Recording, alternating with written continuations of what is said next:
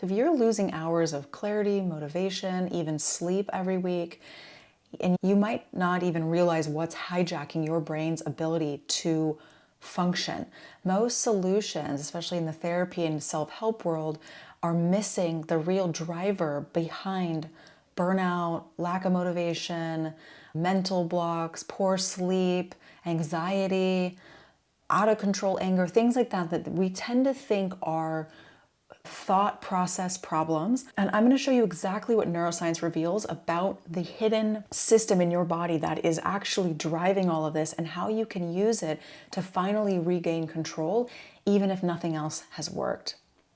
I'm Jen. I'm a clinical and molecular neuroscientist and a licensed therapist, and I study the way that the brain and body communicate through stress and immune signals and how those conversations dictate your physical and mental health, because the biggest lie that we've been told is that the body and mind are separate. I'm also a specialist in developmental trauma, dissociation, and the lasting impact of emotionally immature and narcissistic parents on your adult life and on your childhood. So I teach you how to reset your brain-body dialogue based on current neuroscience evidence so that you can feel clear, calm, connected to yourself without spending years or hundreds of thousands of dollars talking about it or on treatments that do not work.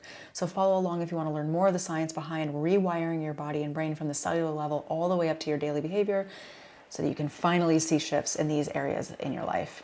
So this week we're focusing on this article by Hadi Chudhan et al. It's a 2022 paper in Frontiers in Neuroscience. And I really appreciate this paper, really grateful to the scientists for their contribution here to the scientific literature.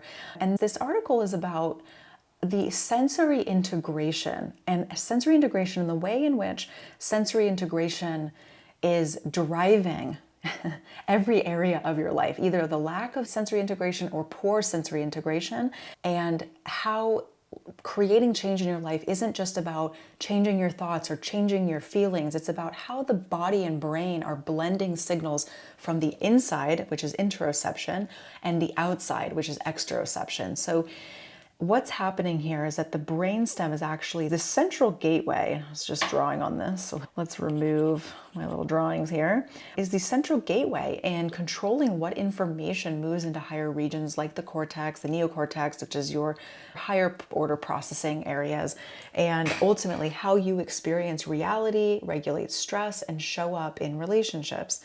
And so when this integration is disrupted, people are going to struggle with emotional volatility, motivation, drops in motivation, feeling off in their connection to themselves and others.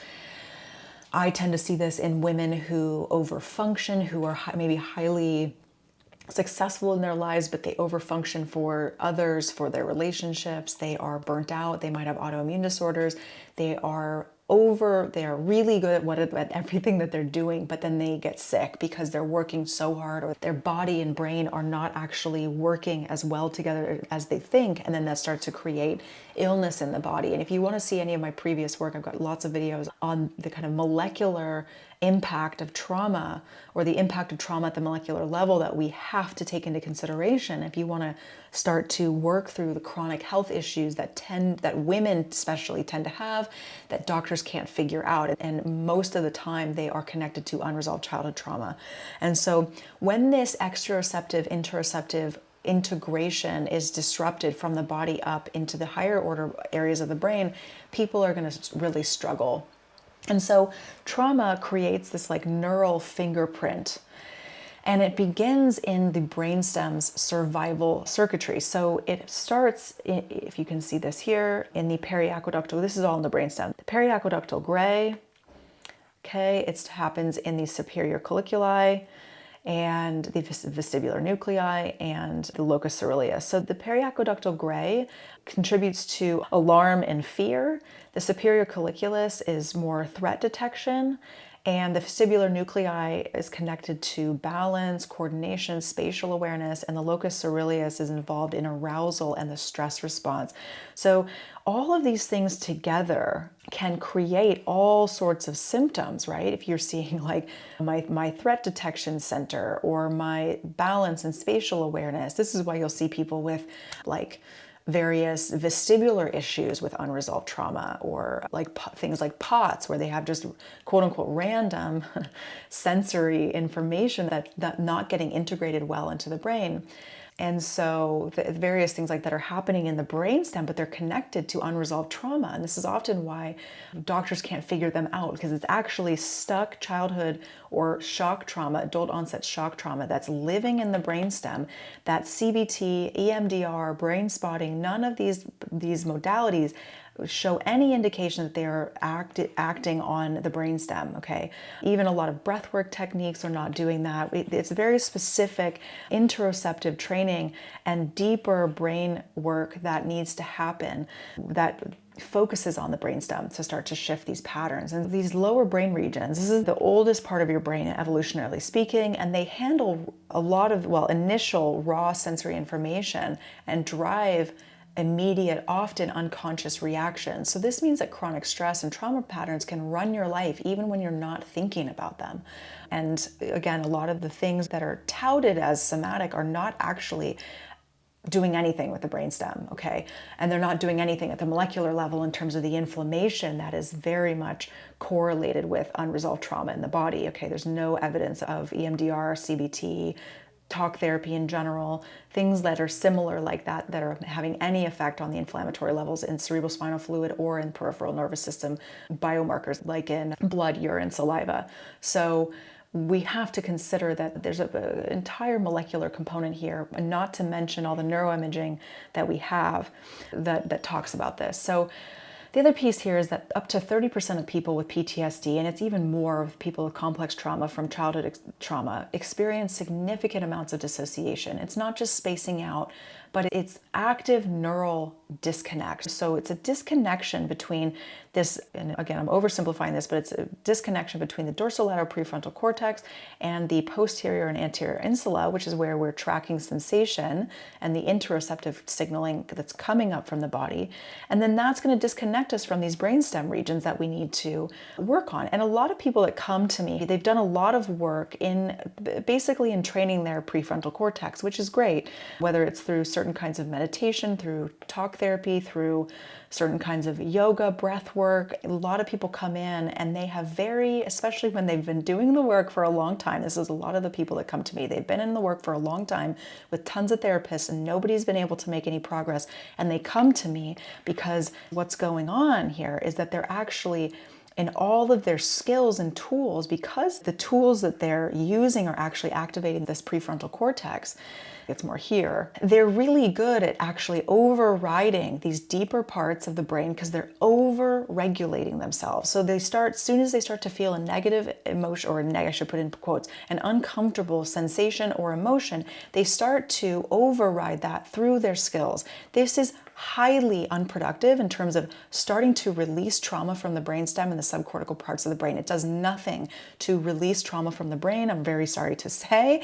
And people come to me, they've been coming to me for 15 years from all over the United States and the world because they're doing that. I used to work in wilderness therapy and I was the only somatically oriented clinician in the country, in the United States at the time, who was trained somatically. And all these kids were coming to me with having tons of therapy under their belt, even if they were only 15 years old. And they're so dissociated because of all the EMDR that they did and the brain spotting that they did, or whatever they were doing, the cognitive therapy, they came to me completely checked out and dissociated because they had been so trained to override these deeper signals in the brain. And I get passionate talking about it because it's almost malpractice, because these kids start to think, and people that start to think that there's something wrong with them. There's nothing wrong with you. You're just accessing the wrong part of the brain, but the therapists are telling you you're accessing the right parts of the brain, but they don't know because they're just learning it from other clinicians who aren't trained in neuroscience. This is the hill that I will die on probably, because I cannot stand hearing this from people. Oh yeah, this and that and this is, oh, it's super somatic. It's not somatic. It's not accessing these parts of the brain. And clinicians need to stop saying that, because it's damaging people and their self-esteem, thinking that they can't get better when they can, because they come to me and they get better. So I am going to toot my own horn there, because when we do the right work and we start to retrain the insular cortex and retrain the brainstem to start to release the trauma from the body, then we start to have much better functioning of the neocortex and the higher order parts of the brain, okay? I've seen this over and over again for the last 15, 20 years, and I'm fucking frankly sick of it. I'm sick of it. I wish people didn't have to come to me. I wish that more clinicians were better trained, but they're not. So that's just is what it is. This then means that your executive functioning is going to be hijacked. So again, things like focus, things like being able to sit still, planning, making decisions, social functioning can all be connected into these higher order parts of the brain. And trauma and poor sensory integration shut down the prefrontal cortex, leaving people stuck on autopilot because they're just hanging out in their brainstem basically, and the limbic system. So this is going to impact everything. It's going to impact your boundaries, productivity, memory, and even your sense of self. And in a previous video, I talk about the kind of vertical and horizontal integration of the brain that needs to be there in order for us to have so there's vertical integration from the brainstem up that allows for sensory integration, but then we also need horizontal integration for a healthy sense of self. And people with things like narcissistic personality disorder and borderline personality disorder are not going to have either of these going on. Both of these are going to be impaired. Okay, so that also means that we have to look at interoception and exteroception. The interoception helps you notice signals that your body sends, again, from the body up to the brain. Exteroception helps you interpret the world around you. And interoception and exteroception are the foundation of what people need to be getting trained in. Because typically, I also do neuropsychology research on functional neurological disorder and other functional disorders where people are having like seizure type, they're having functional seizures is one of the symptoms, but there's no seizure activity happening in the brain, which is actually what we're thinking is that it's more of a dissociative process, and there's evidence that's starting to show that. But at the same time, a lot of folks with various mental health issues who are going to therapy either don't have enough interoceptive awareness or their interoceptive awareness is wrong. They're interpreting things in their bodies incorrectly. So for instance, somebody with complex trauma is going to process things in a way that tells them, oh, that thing is unsafe, when it's not unsafe, okay? Like I had somebody say that me asking for an email, for instance, me asking for an email in order to send them a free guide, that felt unsafe to them. And it's just what people do on the internet. We just ask for your email to literally send you the guide. And I don't typically have the time to respond to people, but I said it's not unsafe. It's a complex trauma response. It's not an unsafe thing to ask for somebody's email. You can always just not give your email and not get the guide, and that's your choice. But people who have complex trauma tend to be stuck in victim mentality, which is not their fault. It's just they've been taught that they are victims because they were a victim, but they're still operating out of, I don't have any choice or control. So I must give you my email. And I'm like, no, you don't. You can just go find somebody else who's talking about this, or they can come watch a video for free here on my YouTube. I spend a lot of time and money creating this content for people. And so I think it's an interesting it's a good example of somebody over interpreting something as unsafe when it's not. And there's 1,000 examples of this where you could be safe in relationship, but you're not actually, but you perceive yourself as unsafe. Or there's a lot of that goes on with people with complex trauma. And we have to start to intervene at the body-based level to help them start to process and bring in more awareness of safe enough cues, okay, that where in the environment or inside their body is safe enough or more neutral. So that's something that you can start to do in practice as well if you want to start to create this. And then that brings us to interoceptive inference, which is the idea of like how you are interpreting and the ways in which how aware you are. This is more complicated, but it's basically what I was talking about, which is people can have these what we call priors or prediction errors in their interoception. And so what that means, again, is going back to what I said, which is people can be wrong about what they're tracking in their bodies, and they often are. A large subset of the population cannot track their body at all. They can't feel their own heartbeat, let alone being accurate. So we have to train in this area. There's really no way around this. We need to start to train these interoceptive areas of the brain, and then we start to have better sensory integration from all the way from these interoceptive, exteroceptive areas into multisensory integration. And then we're going to have a much healthier sense of self. Okay. So this is this bottom up approach to healing the body and the mind and the nervous system from physical and mental health disorders. And a lot of what's going on for even physical health disorders is connected to childhood trauma. Any research you have on the adverse childhood experiences study, and we'll link that below as well to an article I wrote, which is called What They Don't Tell You About Mental Health Disorders. We'll put that here, link it below so you can read that article. It's a very popular article that I wrote. When these systems are well integrated, you can set goals, you can read social cues better, you can regulate your emotions better, and you're going to function better. But when these parts down here are disrupted, your self-regulation, your relationships, your motivation, your executive functioning, it's all going to break down. Okay. None of this is going to work up here until your nervous system is back online and these deeper parts of your brain are back online and you have more training in this on doing it correctly. This is also why it's really important to work with a very skilled clinician, especially in somatic experiencing. Somatic experiencing is one of the only modalities that helps retrain these parts of the brain. And the person needs to be very well trained and to track your physiology, because you need to get feedback on what you're doing, because a lot of people are incorrect and they're sitting in, let's say, in meditation. It could be a body scan meditation, but if they're wrong about those interoceptive signals, they're having prediction errors, that meditation is not going to work. You're just going to be solidifying the incorrect neural pathways that are telling you're unsafe. Okay. And so you do need eventually you need external input into your system so that you're not just doing this on your own. It does not work to do this on your own long term, okay? You do need one-on-one support or being in a small group environment. I do teach that. I do offer groups a few times a year where you can do nervous system rewiring work, this kind of interoceptive training. It's my specialty, and it's really important that you get that feedback, whether it's from me or another person who's trained in somatic experiencing, okay? So many people with these neural patterns don't realize that early trauma or early chronic stress is running the show. They just see brain fog, irritability, chronic stress, or they feel shut down and disconnected. And that's particularly true when there's dissociation going on. And again, it's not an accurate statement. Very rarely is it accurate if somebody says, oh, I noticed myself dissociating. If you noticed yourself dissociating, that's actually not dissociation. That's a freeze state. Dissociation is when the psychic conscious awareness, the witness goes offline. It's quite rare, and typically it only happens in people who have a lot of interoceptive training and they're correct in their interoceptive awareness of themselves to say, oh, I watched myself dissociate, okay?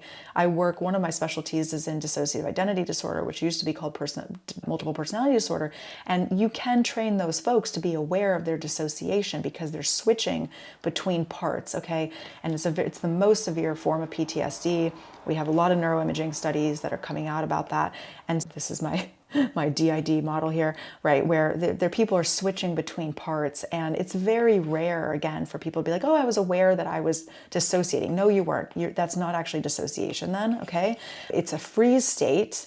And that freeze state is also living in your brainstem and in the limbic system, in the fight, flight, freeze systems of the brain. And most mammals and reptiles have these. So finally, with the dissociation being especially invisible, you can block progress in any kind of talk therapy or self-helps. Even people that say that they're doing somatic work, people can be dissociating because you're not doing it, the clinician's not doing it slowly enough in a titrated way. From a clinician standpoint, a therapist need to slow this down. Doing a bunch of breath work that causes some big cathartic experience is not the same thing. Cathartic models do not do this either, okay? And so sensory, some kind of somatic work that says that but it's more cathartic is not going to do this. We have to do slow, sensory, titrated somatic work, integrative movement, trauma-informed movement, trauma-informed mindfulness, interoceptive training. So that's what I teach, again, in Will I Ever Be Good Enough? Highly recommended. I've made it really affordable so that more people can access it.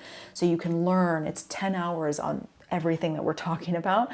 And it's going to teach you more daily sensory integration practices, what that looks like, body awareness check-ins to retrain the brainstem and build new neural integration pathways, micro habits and protocols that you can do to help to start to retrain your insular cortex and the connections between these areas in the brain. And things are going to start to help you get these lower parts of the brain working better, so they're not tripping over themselves, so that you then have more executive functioning coming back online. Okay? If you're interested in more of this, every week I teach on one scientific peer-reviewed paper, and I do a therapy-oriented video, and then a neuroscience-oriented video, and then I do a neuroscience deep dive. And the neuroscience deep dive is available on my Substack subscription for the price of 2 coffees a month or something. You can be a paid Substack subscriber, and then you get access to those neuroscience deep dives and 2 to 5 minute a day practices that help you retrain these systems, as well as a private chat with me. So that's a great place to a next step here, as well as Will I Ever Be Good Enough, which is a one-time self-paced course that you can access. All right. So I hope that was helpful. Let me know if you have any comments or questions below in the comments. Okay. See you there. Bye.